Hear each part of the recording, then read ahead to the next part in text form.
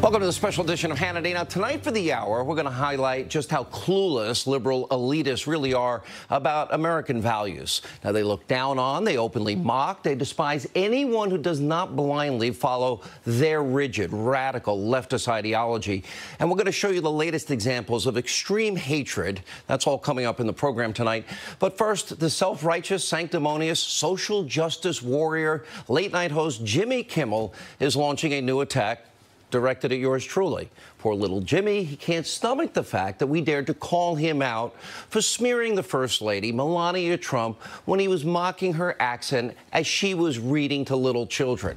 All right, so tonight, right here on this show, we are laying down the gauntlet. We're going to fight fire with fire. We will show you video proof of Kimmel's creepy, perverted, misogynistic, and even racist past. And that is tonight's breaking news opening monologue.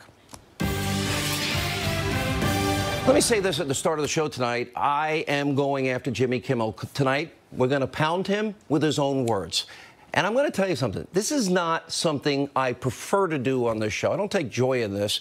But I have just had it with the utter hypocrisy, the unrelenting attacks against not only a sitting president, but his wife and his daughter and his 11-year-old son, the First Lady of the United States. Really?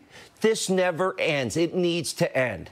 This is not about politics. This isn't Republican, Democrat, conservative, liberal. It's way bigger than Sean Hannity or Jimmy Kimmel. What we have is Jimmy Kimmel attacking an innocent woman in this case, Melania Trump, for reading a book to children. This has to end. So tonight, we're throwing down the gauntlet on this show because I'm not going to sit here and look at smears against innocent people who are just trying to serve their country and teach children and make the world a better place. And to be clear, I'm not in the business of silencing Kimmel. I don't want Jimmy Kimmel boycotted. I don't like his show, but if you want to watch it, go watch it. And Jimmy, if you're half the man you pretend to be, all you really have to do is apologize to the First Lady. So here's where we're at tonight. Now, the self-anointed beacon of all things right, all things decent, all things humane in this world, Jimmy Kimmel is now taking shots at me. Now, the reason doesn't come as a surprise because Kimmel is upset because we called out his hypocrisy because he was viciously mocking Melania Trump's accent while she was reading to a bunch of kids. Now, keep in mind, English is not her first, second, third, fourth language. It's her fifth language. Take a look. I want to really thank the First Lady, Melania, who has done an incredible job. She worked so hard on this event, and so I want to thank you. Yeah. It's not a chance she did one thing to help set that up. She didn't die egg, she didn't feel bad. The only thing she's been working on is an escape tunnel. No White House Easter celebration would be complete without story time from our First Lady. Never stop exploring, because life would be boring. Be clever and curious, just like a cat. Ask lots of questions about this and that. About this and that. Guillermo, you realize what this means? You could be First Lady of the United States. Pathetic and petty, and it needs to stop. Now, imagine if a conservative said any of this. Liberals, they'd be foaming at the mouth, feigning their moral outrage. Now, like most bullies, Jimmy Kimmel is thin-skinned. Make one joke about the guy, and he loses his mind for 5 minutes on his show, and he has been freaking out all day. So in response to all of that and this disgusting display, well, I called Jimmy Kimmel a despicable disgrace. And, of course, that set the holier-than-thou Hollywood elitist off. Take a look. I open my computer and find out I'm at war with Sean Hannity and Fox News. For 8 years while Obama was president, he was unable to get an erection. For 8 years, not one erection. Now that Trump is president, here's the twist. Sean Hannity is unable to have anything but an erection, okay? He's had an erection since November of 2016, and it's driving him mad. He's lost his mind. No, my mind's right here. A couple of things. Number one, Jimmy Kimmel, you're really creepy and perverted. And the video evidence that we're going to show you in just a few minutes will explain a lot about Jimmy Kimmel. Secondly, and this is important, Kimmel is just stealing a page from the fake news media and lying about what I said about Roy Moore. All Jimmy had to do was a little research, and he would find out that I was the one that repeatedly pressed Roy Moore over and over again for an hour on my radio show about multiple allegations against him. And I forced Roy Moore to respond. And by the way, his response didn't help him.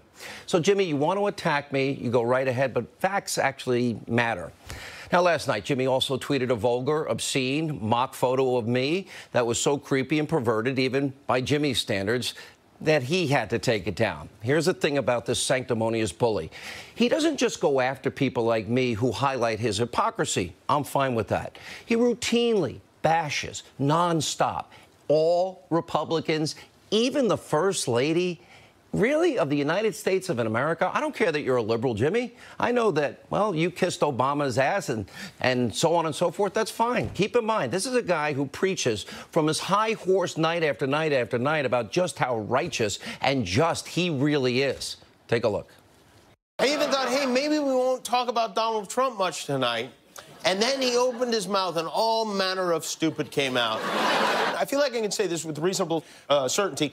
The president is completely unhinged. The wheels are off the wagon and hurtling towards the moon right now. So you don't mind if Republicans turn off your show? They're not watching anymore? I don't say I don't mind. I mean, I'd love for everyone. I want everyone with a television to watch the show.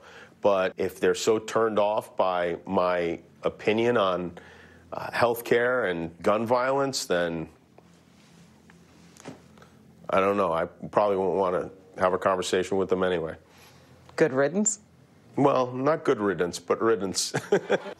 Pretty laughable because Jimmy's constantly trying to be everybody's moral arbiter. Now, you're on video, Jimmy, doing it nonstop. It's so easily accessible. This is too easy, so quit pretending.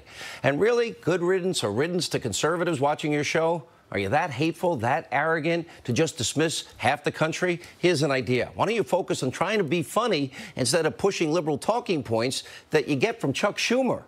And now for Kimmel's creepy past. We didn't need a team of 100 staffers and writers like Jimmy has to scour the internet for us. Well, Kimmel actually makes it too easy. All you have to do is a quick Google search, and you find all kinds of videos that I'm sure a lot of people will think Jimmy Kimmel's kind of creepy and perverted. Now, before we show them to you, now we get that Jimmy Kimmel is trying to be a comedian. He's in last place in late night. But for him to sit there night after night after night, lecture America about what is right, what is wrong about America, having done the things that he's done, yeah, that's the height of hypocrisy. And as we'll show you, Kimmel is a pretty sick, twisted, creepy, perverted weirdo, which is why I now call him Harvey Weinstein Jr. For example, here's Disney's Jimmy Kimmel asking random women on the street to guess what's in his pants and to touch it and put their mouth on it. Watch. This game show is called Guess What's in My Pants. Now, I've stuffed something in my pants, and you're allowed to feel around on the outside of the pants. You have 10 seconds to then guess what is in my pants. You ready? Set. Go. It looks like... You should use two hands. Two hands. You're going to make a fine wife. You've done this before, haven't you? All right. Just right there? Yeah? Just a few more seconds. How old are you? 18. Okay, good. You sure of that? Because Uncle Jimmy doesn't need to do time. Maybe it would be easier if you put your mouth on. You've got a nice technique there. You could get in the Olympics with this, let me tell you. Is that really the example he wants to set for how to treat women? Wasn't he the guy at the Oscars that was lecturing everybody, the Academy Awards, to listen to everybody's speech on the Me Too movement? Now, this is the type of thing, it's a recurring theme for Jimmy Kimmel. Now, here he is interviewing women with an object in his pants. Take a look. Sex-wise, does size matter? Yeah, I think it matters. I think a lot of it's visual. What do you mean? Because if the man is... Does it particularly matter? It doesn't make a difference. No? Big guy, Yeah. and his unit is relatively small, Right. then it sort of gives you this inadequacy Right. thing. What do you think of this right here? What do you say to that? Prates, silicone. I'm talking about, here, you can hold on to this if you need, so you don't fall down. No. Harvey Weinstein Jr. You know, those two examples, I guess if they're not enough for perverted Kimmel, he was also chasing women around Hollywood, asking them if they'd have sex with him. Take a look. Hello, welcome to Hollywood. Would you like to have sex with me? No. Would you like to have sex with me? No, of course not. Would you like to have sex? No? Please. I'm begging you. I think you'd enjoy it. Wouldn't it be delightful if we had sex? Hi. Want to have sex? No. Excuse me, ladies. Would you like to have sex with me? No. Doing well today? Would you like to have some sex? Yeah, would you like to have sex? All right then, thank you. Those Disney, ABC, Jimmy Kimmel, you proud of this as you look at it? You still think it's funny? Maybe in some of these instances you may want to apologize in light of the Me Too movement that you've been pushing. Jimmy also thought it was in good taste to ask people on the street if he could see their underwear. Not making this up. Take a look. What do people wear on their most private of parts? Sure, we've seen the catalogs, we've seen the supermodels and G-strings, but what do real people wear under there? I have flat on. There's my underwear. That's real nice. Oh, look at that. Let's get you out of those pants, honey. What do you say? What exactly do you have to see?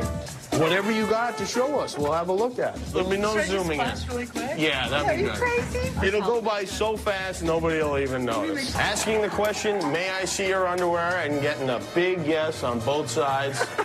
I'm Jimmy Kimmel, and good night, everyone.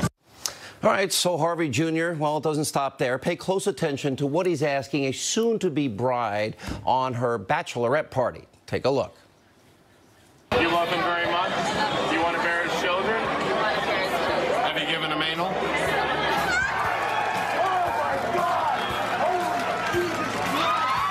It's a gentle thrusting action like this. Right.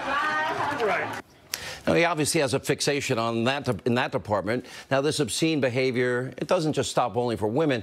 Watch what he did to a statue at Snoop Dogg's house. I wasn't invited. And who is this lovely lady? That's Miss Daisy. Miss Daisy's got quite a selection of hors d'oeuvres here. Driving Miss Daisy. That's right. She's just the right height, too. All right. Apparently, nobody's safe from Kimmel's perverted wrath. Take a look. Sorry, ladies. I got a flight to catch. Aww. I'm gonna miss those broads. Hi, I'm cable television's Jimmy Kimmel. I love the Juggies as much as you do, but I'm a busy guy and I can't always take them along. Until now. Introducing Porta-Juggy. Portable jugs for the guy on the go. Porta-Juggy fits easily into the overhead compartment.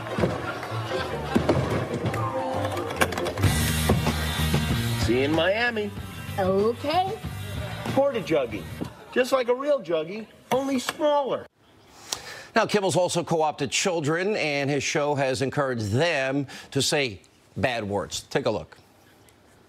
In the interest of science, we sent a camera out onto Hollywood Boulevard today. We asked a bunch of kids to list all the bad words they know.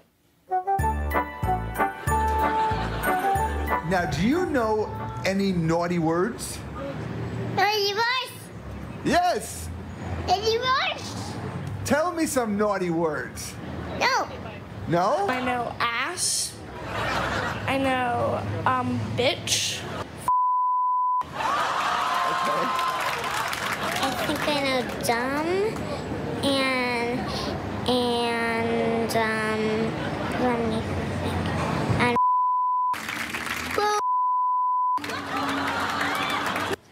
And we've saved some of the most disturbing examples for last. It's Jimmy Kimmel in blackface, mocking NBA legend Karl Malone.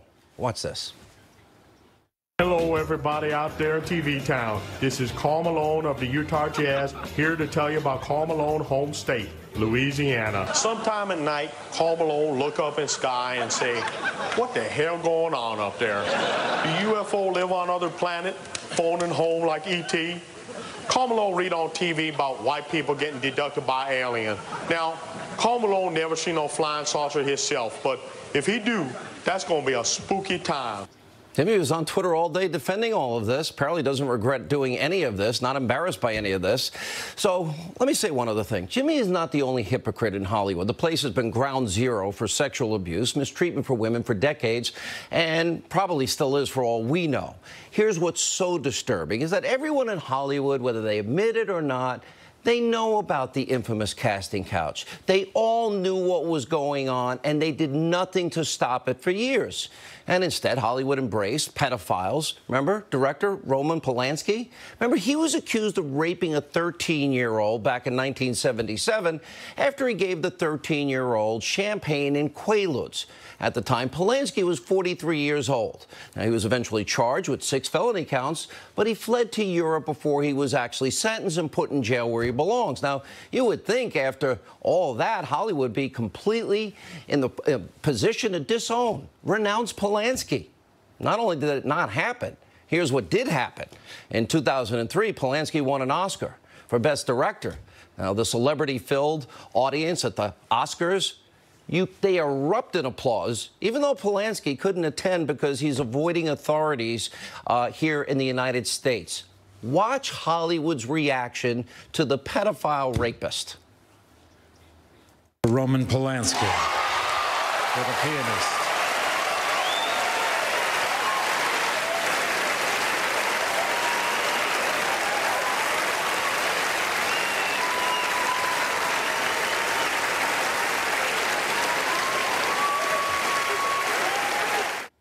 Standing ovation, and it gets worse. Hollywood support for Polanski didn't end there. In 2009, after Polanski was arrested in Switzerland in connection with his 1977 case, over 100 celebrities signed a petition demanding his release. So, Jimmy, I guess you're in good company. Just like the rest of your buddies out there in liberal Hollywood, you're just obnoxious, sanctimonious, and you bully the First Lady of the United States. Or like I'd like to say, you're just an ass clown. Game on, Jimmy. Keep going. Here with the reaction, the host of Justice, with Judge Jeanine Pirro, and from the Hill, Joe Concha. You know, Judge, I don't care on the comedy side of things. This has crossed a line. And I'm laying down this gauntlet tonight because I'm a little tired of picking on innocent women reading to children and picking on kids that other people have done here and the sanctimony that comes out of people. You know, Sean, the hatred that is coming from the left is actually shocking. I mean, I have gotten the hypocrisy of Hollywood for years, as have you.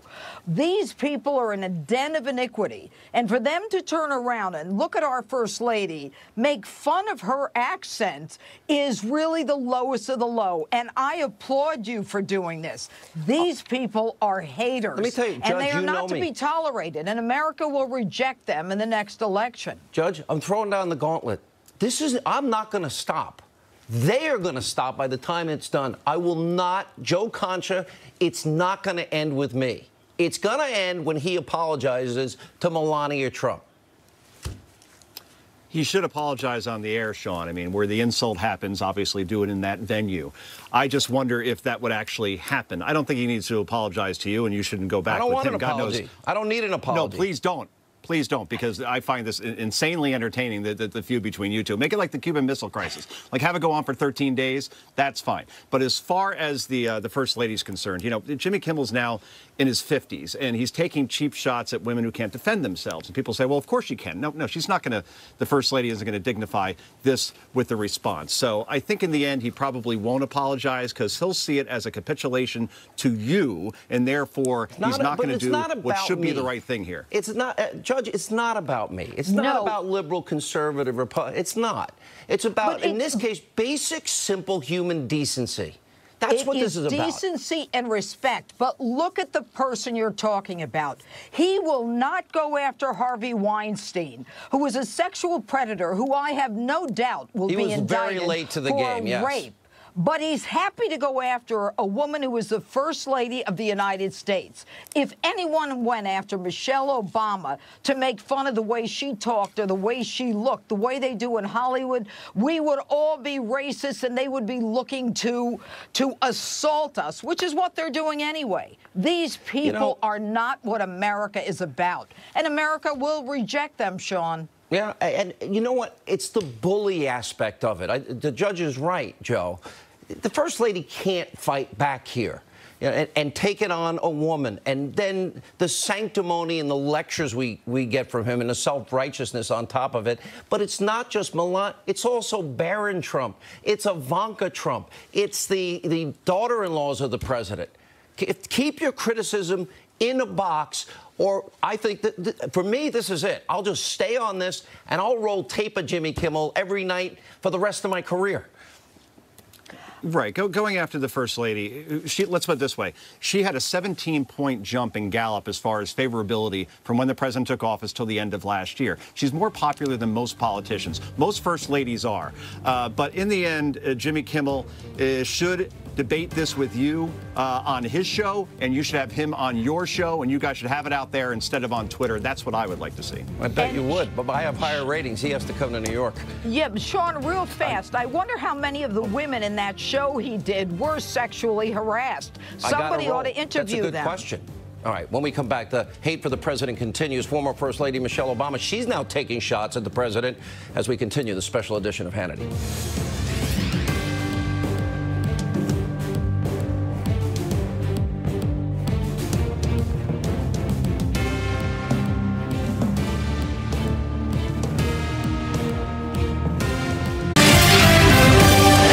All right, people on the left, Hollywood elites, they continue to show just how out of touch with reality they really are. Now, on the latest installment of David Letterman's Netflix show, Obama's buddy, Jay-Z, he said that Trump has brought out the ugly side of America. And even Dave, he couldn't resist taking a shot at the president. Shocking. Take a look. He's bringing out an ugly side of America that we wanted to believe was gone. And it's still here, and we still got to deal with it. And we have to have the conversation. We have to have tough conversation. We have to talk about the N-word, and we have to talk about why white men are so privileged in this country. I completely agree. We don't need any more evidence. I mean, is he a racist? Is he not a racist? Yeah. I'm telling you, you're having a debate over whether a guy is a racist. Chances are that guy's a racist. Yeah. All right, former First Lady Michelle Obama, she took her own nasty swipe at the president yesterday. Take a look. I always sort of felt like the 8 years that Barack was president, it was sort of like having the good parent at home, you know, the responsible parent, the one that told you to eat your carrots and go to bed on time. And now perhaps we have the other parent in the house. And we thought it'd feel fun. Maybe it feels fun to some for now because we can eat candy all day and, you know, stay up late and not follow the rules. What happened to they go low, we go high? Just words. And also this week, Democratic Senator Kamala Harris, she made a very inappropriate joke at the president's expense while on the show Ellen. Take a look. If you had to be stuck in an elevator with either President Trump, Mike Pence, or Jeff Sessions, who would it be? Does one of us have to come out alive?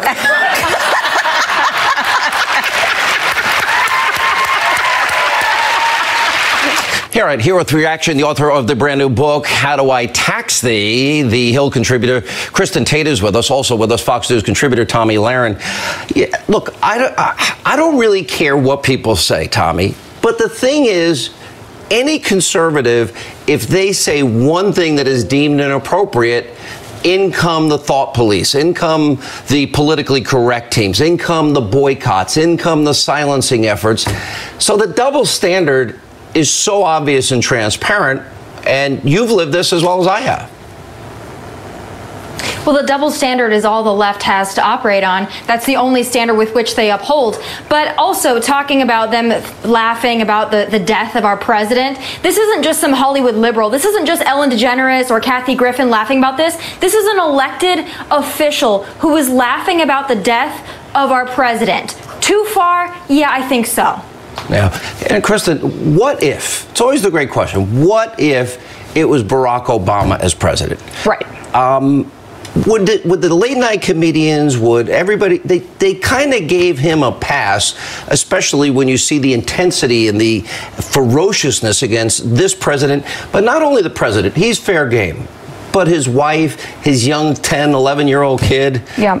No, the left has a nasty, seething hatred of President Trump. There's no doubt about it. But the more these attacks continue, the more that the 50% of Americans who turned out in droves to vote for Trump are turned off, and the more mobilized they are. With regards to Harris's comment in particular, I think she was just joking. I actually don't have a problem with a joke. I can take a joke. The problem is the hypocrisy. If someone on the right said that, oh, their career would be over, they would be shamed by every outlet in America. But there is a violence, there's a culture of violence that's kind of growing on the left. I mean, we saw Kathy Griffin proudly holding up Trump's decapitated head, Madonna saying she wants to blow up the White House, Snoop Dogg showing himself assassinating Trump in a music video.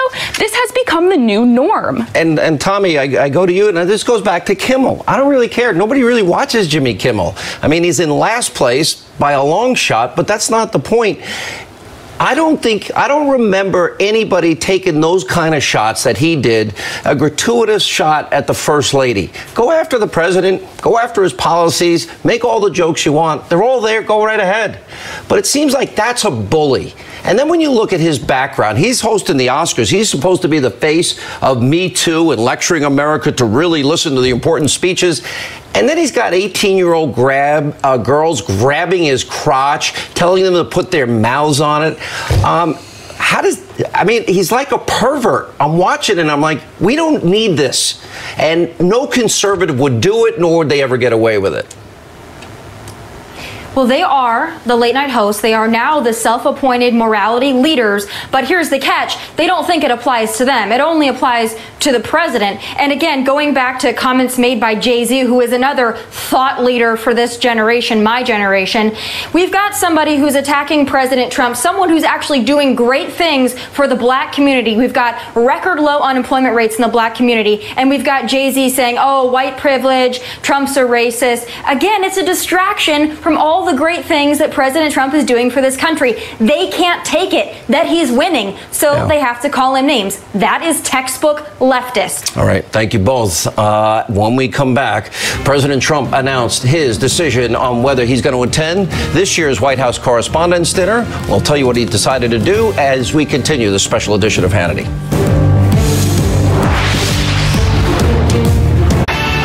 Live from America's News headquarters, I'm Trace Gallagher. The Texas National Guard is planning to deploy 250 troops to the U.S.-Mexico border within the next 72 hours. And Arizona plans to send 150 members of the state National Guard to the U.S.-Mexico border next week. It's part of President Trump's efforts to protect the area until his proposed wall is built. Also tonight, Secretary of Defense Jim Mattis signed orders to deploy as many as 4,000 National Guardsmen to the region. So far, California has not announced plans to deploy any troops. The security detail for embattled EPA Chief Scott Pruitt reportedly cost taxpayers millions of dollars. The Associated Press estimates that the agency spent millions for a 20-member full-team security detail. That's reportedly 3 times the size of his predecessor's part-time security detail. This new analysis comes as Pruitt has faced intense scrutiny over his spending habits. Just last week, he came under fire for paying just $50 a night to stay at a condo owned by the wife of an energy lobbyist. He's also faced criticism for his first-class travel habits. Some Democrats are calling for Pruitt's resignation. A major milestone tonight for the residents in Flint, Michigan. The water has been declared safe to drink. The state also plans to stop delivering bottled water to residents within a matter of days. But many residents are upset by the announcement, saying the water is still unsafe. About 4 years ago, it was discovered that the water contained high levels of lead. The state says that water has tested below so-called federal action levels for lead for nearly 2 years. Finally, a Utah couple is celebrating 5 new additions to the family. The babies, born on March 21st in Arizona. Doctors say the babies Logan, Lincoln, Violet, Lily, and Daisy are doing well. All were born 3 pounds. Jamie and Skylar Scott also have 2 other children. Now back to Hannity.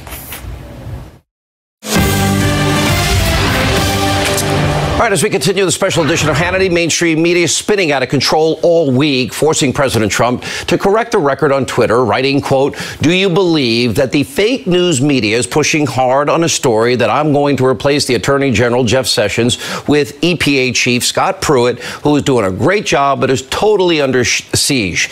Do people really believe this stuff? So much of the media is dishonest and corrupt. Now, this morning, the White House Correspondents Association announced President Trump is not going to be attending their annual dinner. But is this a shock? After all, here's a small sampling of how the media in this country has covered this president in just the past few days. Take a look. Our president is a useful idiot, referred to, by the way, on Russian state media all the time as our president, meaning Russia's president. He is a useful idiot for Russia's aims at undermining our democratic institutions. You have to have credibility, and this White House doesn't have a lot of credibility because they've turned around on almost everything they've said in the past. He's as dismissive of truth as he is of ethics. We go on and on and on. And I'm sad to say that it also can lead to the diminishment of democracy, if not its death. What I see happening here is the president is setting up the defense that Cohen was sort of his minister of disgruntled mistresses. Yeah, let's not talk about North Korea. Let's not talk about China, the denuclearization of the Korean Peninsula. Let's not talk about peace in the Middle East. No. Or the great economic news we've been getting for now almost a year. Here with reaction, former Obama economic advisor Austin Goolsbee, Fox News contributor, former White House Press Secretary Ari Fleischer, and former Deputy Assistant to the President, Fox News National Security Strategist Sebastian Gorka. Ari, you're sort of in the middle here. I know you disagree with the president at times. I know you agree with him at times. George Bush, who you work for, he was attacked in a pretty unrelenting way. I was certainly no fan of Barack Obama's. Austin knows that well. But it's never been this bad. And you've made that observation yourself. Yeah, the vitriol, the outright hostility, just the personalization of the attacks against Donald Trump. But the thing about it, Sean, it's similar sounds to what the press did during the campaign when they underestimated Donald Trump and therefore half the country. And they haven't learned from those lessons. Now, I just think the press would be so much better off if they dropped the vitriol and just started to understand who he is, why he does what he does, and to cover him because he's an outsider. But there's so much part of the establishment, it's very hard for them to break those traditions. You know, I always went very hard because I disagreed, Austin, with the president's policies. President Obama, I know you like him. I give you his economic statistics almost every time you're on, but I'm not going to go there. The only time I really went after Michelle Obama is when she injected herself into the political arena. I can't believe anybody in this country, especially a first lady or running for president at the time, would be saying, for the first time in my adult life, I am proud of my country. That's very different than the attacks on Melania Trump, reading a book to kids. English is her fifth language, and she is being attacked the way she is being attacked. Well, look, she shouldn't be being attacked. You know, if you had it to do over, you might not have had that one foray into going after Michelle Obama. You mostly talked about the president, not the first lady. I agree with you. For the first time in my adult life? The family shouldn't really be the subject. Now, I don't think the president ought to be attaching himself here to Scott Pruitt, though. I mean, you got a case where he's got a cabinet official that seems to be abusing the power of his office for his own personal benefit. If I were advising the president, I know he's your friend, you should be telling him to get as far away from that as he can, because I don't think Scott Pruitt is going to be in his job. Dr. Gorka, I want to stay focused here. The reason I am laying down a gauntlet on this show tonight, as hard as I am tonight, is that this is now every single day. They want to not just delegitimize a president, disagree with the president. There's nothing, Dr. Gorka, in the minds of people on the left that Donald Trump can do right.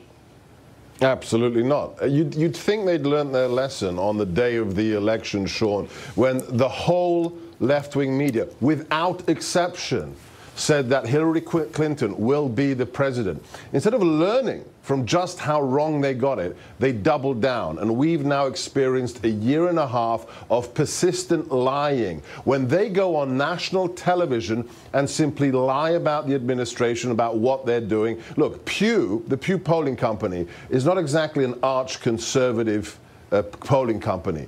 When they say that the mainstream media has a 5% positive coverage of the president after the last year and a half, you know they've got a problem, but they refuse to address it, and that's why CNN is at the bottom. That's why Anderson Cooper is failing. That's why nobody laughs at, Kimmel's jokes, and he's not even making the grade. They're just not learning. They're doubling down. But the good news is, Sean, they're making themselves totally irrelevant. Yeah, agreed. All right, so Ari, maybe in the sense, I think Dr. Gorka is right, but it's sort of cumulative. I mean, I kind of feel like I'm a little island here in the news media landscape. I'm not exactly in the majority in my opinions, but it's almost like nobody even wants to give this guy an opportunity. Nobody sees 3 million jobs being created as a good thing, or lowering taxes as a good thing, or securing the border even. I just don't understand. If you were Kate Steinle's mother or father, wouldn't you think that this is an important thing to do? Yeah, there is such a break in this country now between what is the definition of news if you're a conservative and the definition of news if you're a liberal. And liberal really does include so much of the mainstream media, and especially their top editors and producers who drive so much of this. But, Sean, the bigger point here is I've heard reporters say so many times, if the Democrats complain about what we're doing and the Republicans complain, we must be doing something right. And I'm here to tell you that when all your customers are saying you're doing something wrong, then you're going out of business. And that's the problem with the press. They are becoming valid only to an increasingly small slice of America. And that slice reinforces what it thinks when they read these outlets, and they just can't stand Donald Trump. We all as a nation would be so much better off if the press just told the news, reported the facts straight down the middle. Good discussion tonight. We appreciate it. When we come back, Roseanne Barr, her success is sending shockwaves through the left. Now, this comes as yet another TV show takes a nasty swipe at Vice President Mike Pence and even his wife, Karen, as we continue on the special edition of Hannity. All right, so the Roseanne reboot is taking the country by storm. It has been a massive rating success in the first 2 weeks it's been on air. And by the way, it's rattling the left. Take a look. I should have tried to understand why you voted the crazy way that you did. And I should have understood that, you want the government to give everybody free health care because you're a good-hearted person who can't do simple math. Well, people parent differently than they did in your day. Turns out a lot of what you did not work, and some of it was against the law. Yeah, it's against the law because your generation made everything so PC. Instead of spanking them, you tell them to go over there and think about what they did wrong. You know what they're thinking? I can't believe this loser isn't spanking me. All right, joining us now, author, attorney David Limbaugh, Fox News contributor Tammy Bruce. Good to see you both. Hi, guys. It's incredible. You have movies, look at the movie by Mercy Me, I Can Only Imagine. Right. My movie did well. The movie Paul out this weekend. Roseanne's doing well. And you still get the cookie-cutter Hollywood formula. Yeah. What do you think? Yeah, look, I think that this is a time where Americans suddenly, I think perhaps because of President Trump, that Americans are feeling safer to be themselves. And they realize that they're not going to be told how to be or what they are or what to expect of themselves. They're tired of being dictated to. And I think that's a freeing for the American people. Now, Hollywood is a business, television's a business. And if you want, they're finding out with Roseanne. I think this is surprising ABC, though. I think they thought that this was going to be a bone that they would throw to people. This is the same network that canceled Last Man Standing, which made no sense at the time. So I think this is a wake-up call. Whether or not they're willing to throw away their business in order, for their business, for their political model is another thing entirely. But this is a really good sign that Americans, we know what we want. We understand. They're choosing. They're choosing, and it's about the power of our consumerism, and it's showing we want to be entertained. We also want a little less politics, and the episodes coming up are going to be maybe a little less political. political. But this is very exciting, and it's good for the American people. And if you want to succeed in television, I think you better start listening to everyone who doesn't live in Malibu or Manhattan. It's really well said. David Limbaugh, you live in the heartland. You know, it's funny because you watch Jimmy Kimmel, and this is why I'm literally drawing a line in the sand. Bullying a first lady who's reading to children, and he likes to consider himself the great moral arbiter of everything. And I've had it with all of them, because as a group, you see never-ending attacks and never-ending hypocrisy here. And on this show, I will do it. I don't know many other people that are willing to take this on, but I'll take it on every night because it needs to be addressed. You know, Sean, the left has contempt for flyover country, and their policies are divorced from the results that their policies produce. You know, for their stated goals. They claim they care about the blue-collar worker. They say Trump only pretends to care about the blue-collar worker, when in fact he's fulfilling his campaign promises for the blue-collar workers, and the liberals are the ones who only care about the votes. See, they're in this projection mode. Obama tried to bankrupt the coal industry. The left doesn't care about that. But look at the contempt they show in Hollywood. They have all these shows that denigrate Christian and traditional morality. And then you have Roseanne, who's not necessarily a social conservative, is a Trump supporter. And you have these ratings, and Rush pointed this out, despite the fact that in the two major markets, L.A. and New York City and the tri-state region, you had terrible ratings there, but yet they had such robust ratings throughout the country, it overwhelmed them. That's symbolic of what's going to happen in the next election, I believe. But there is an outpouring, an uprising among conservative people, just normal people. Who reject this contempt that they have for us. David, I couldn't agree with you more. And here's, though, what the left is reacting to. The similarity, let's say, between a Roseanne, who's likely not a social conservative, people like me and other conservatives, is that we're not conforming. We are not behaving, right? We are not accepting their narrative. That's the threat, especially when women do it, especially when also it challenges their worldview that you have to look a certain way, you have to go to certain parties, you have to behave a certain way. People don't remember, you were the president of Now. I was. Back in the day. And indeed, a generation ago, 20 years earlier this month, I became the president of the Independent Women's Voice organization, a national conservative organization, but based on policy issues, not partisanship. And so my politics haven't changed. It's about personal freedom, dignity, being able to choose our future for ourselves, and being economically free. So these are the things that Roseanne cares about, that middle America cares about, and the left is terrified because personal freedom means that liberalism will not survive. Last word, David. What about the things Kimmel has, the tapes we just showed at the beginning of this program? What do you make of that? And under the banner of, I guess this is the new Disney. I'm no prude, but it's pretty disgusting when you consider the level of hypocrisy that the left claims to be outraged about Trump's alleged fidelity, and yet they promote this licentiousness all over their networks, which is what alienates most of America. And they continue to do it because liberalism is their religion. And to answer Tammy's question, I do think they place it above even the good dollar. Yeah. They want to promote their agenda so badly that they want to cram it down our throats. They are the ones who are hypocrites. They're the ones promoting sex. They don't care about infidelity. It's an excuse to go after Trump. That's all it is. All right. Thank you both for being with us. More of our special edition of Hannity right after this.